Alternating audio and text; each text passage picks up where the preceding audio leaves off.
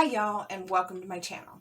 If you like skincare, beauty, makeup, or self-care in general, then welcome. Now I do have to say, now I am an adult and on occasion I will utter a vulgarity. If you find that or personal opinions offensive, then you may go ahead and proceed to the exit. Anywho, today I want to talk about two serums that I use. Now, if you're not familiar with me, I have sensitive skin. I also have reactive skin, but I also have older dry skin. And so what I'm looking for in a serum is to kind of add some hydration, maybe plump my skin a little. And so I'm going to go over two serums that I have found that I find work very well. And they are the 9wishes Hydra serum and the Ordinary Marine Hyaluronics. Oh, can I get that to where you can actually see it? Kind of. But those are the two. Now we're going to start with the Ordinary Marine Hyaluronics. Now at a cost of less than $7, you're getting a lot of bang for this particular serum. The texture itself it's not watery, it is like water. It is very, very thin. To put it on, I tend to squeeze it out into my palm and then kind of just real quick and then slap it on my face. I do want to go over some of the high points and ingredients of this particular formulation. Now, I originally bought it because there's hyaluronic acid, sodium hyaluronate, and all of that in a lot of skincare. And I wanted to try something that wasn't that specifically. And I saw this and I bought it and it works actually pretty well. Now, I'm going to go over some of the ingredients real quick. I do have a little note card here that's going to go over what it is. Of course, it has glycerin, humectant, moisturizer. It has algae extract as well. Again, marine, the word marine. It acts as an emollient, a moisturizer, and a humectant.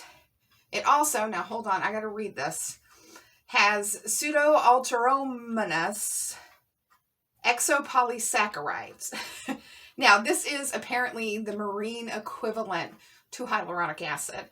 It's a moisturizer, it's a humectant, and it's that. Then it also has the pseudo-alteromonas exopolysaccharide. Oh no, it just has the pseudo-alteromonas ferment extract. This is soothing. It's also a moisturizer and a humectant. Let's see. It has Onfeltia consina extract, which is a red marine algae, and it's a skin protectant. And I'm going to list off a bunch of amino acids that it has in this formulation. We have arginine, glycine, alanine, serine, valine, isoleucine, proline, and threonine. Yeah. And so most of those, they are moisturizers, humectants, they hydrate. Some, like proline, are suspected of helping with wrinkles. Isoleucine is suspected of helping with barrier repair. But most of these are hydrators. You know, putting the water back in your skin. If you're dry like me, it's very, very useful. Now, you also have histidine, which is a moisturizer and humectant. And you have the other two amino acids, the phenylalanine and aspartic acid. All of these are meant to help hydrate, put water back into that skin. A lot of amino acids in this. I mean, there's a lot. Then you also have PCA, which is a moisturizer and a humectant. Sodium PCA, which is the salt version of the same thing. You have sodium lactate, which is also a moisturizer and humectant. And you also have salicylic acid. It's, as you know, an exfoliant. It's anti-acne, it's soothing, it's anti-inflammation. And it's at the bottom of the ingredient list, so it's probably not strong enough to actually act as an exfoliant, but I don't know. But you're getting so much in this particular bottle of serum for less than $7. I mean, that is a good price for something like that. I do think, however, that the Ordinary would be smart with something that's this watery instead of doing a dropper applicator, which is just, in my opinion, asinine, because, I mean, it just runs out of your hands. A spray, a little pump, like a setting spray, or, setting spray, or a facial mist. That would work this way. You would probably waste a lot, but it would apply better. But this is a good product, and it's a good bang for your buck. Just remember that, less than $7. Now, the second one I want to talk about is the 9wishes Hydra. Now, this particular one, you can get it on Amazon, or I bought it on Yes Style on sale. Now, this one at the low end, regularly price is going to run you around $14 up to $18. So it's at least 2 to maybe 3 times the price of the Ordinary Marine Hyaluronics. Now, what I can say about this particular formulation is that it is essentially like every other serum I've ever put on my face. It is thicker, like a serum, like a syrup. It doesn't run out of your hands. What I can tell you is this, when I put it around my eyes, which are very dry and wrinkly, it really does help when I go to put on powder or makeup or anything, to not have things just sink into those creases, which I love. Also, the texture is just beautiful.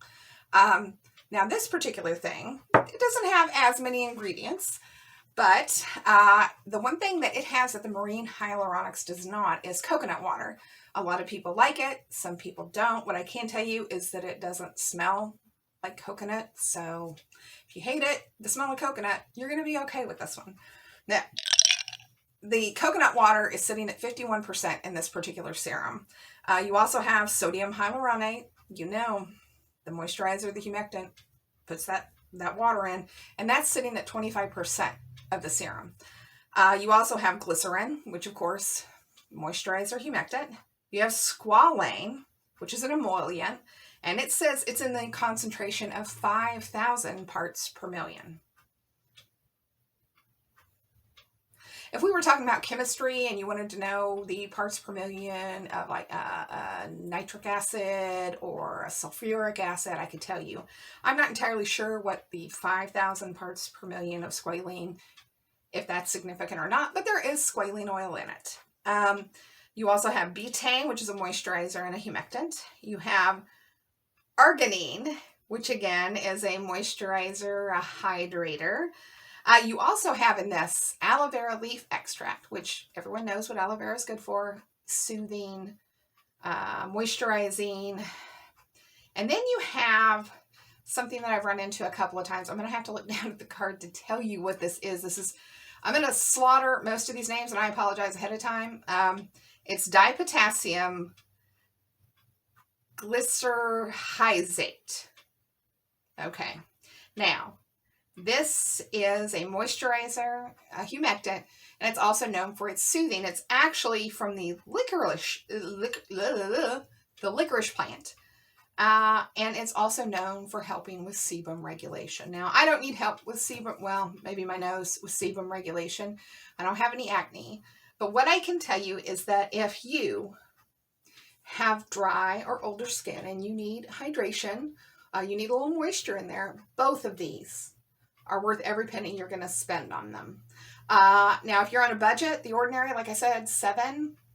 Now, I didn't use this consistently, but I've had this. Hold on, let me look at the date. Because if you're smart, you date your cosmetics when you buy them. So, or your skincare when you buy them. Cosmetics are probably a good idea too. So that you know when they were opened, so that you don't run the risk of getting something you're not supposed to use. But this one I've had open for about 9 months. This one for about 6 months. It just kind of comes down to really a feel or a texture issue and how much money you want to spend on it. Now, this is probably the higher end of the serum that I will ever buy. Now, I can tell you honestly that when I bought these, I bought them when they were on sale and they were under $10. So I just can't justify something that lasts not a long time. And I didn't use these every single day. I used them on days I knew I would be applying makeup or more makeup, or my skin was just going through it. It was super dry. And these really helped a lot. A lot. But like I said, good products if you're interested in helping your dried, thirsty skin. Oh, and I want to thank, where I found this out was Kelly Driscoll, and I will put the link to her YouTube page down below. I watched her, and she's always talking about how her skin feels like a thirsty dragon, and she recommended this, and she was absolutely right with this. This is a winner. But anyway, let me know what you think. Have you tried either one of these? Did they work for you? Let me know down below in the comments. Let's see. What is stuck in my craw today?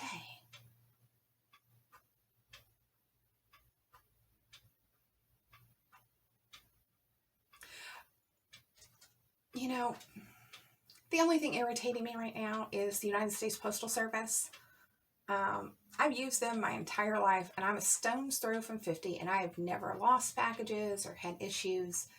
And this, since around September, October of last year, I don't remember when, like, they can't deliver anything. Okay, my father-in-law sent us a Christmas card postmarked through the normal snail mail, postmarked December 11th, and it got to us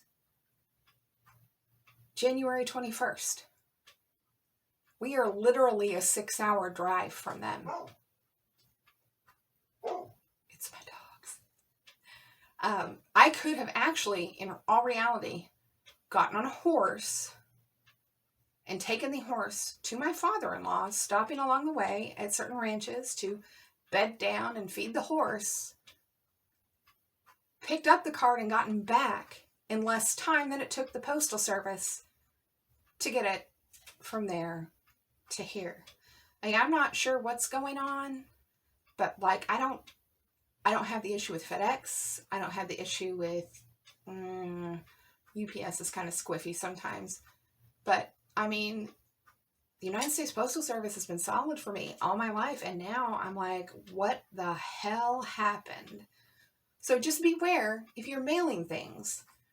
If you're mailing it toward the center of the continental US, just be aware it ain't working. Okay, so anywho, if you like the video, hit a thumbs up, hit the like button, hit subscribe, that always helps, and hit the notification bell if you want to know when I release my next video. Anywho, thanks for watching. I hope you enjoyed it. I had fun. Okay,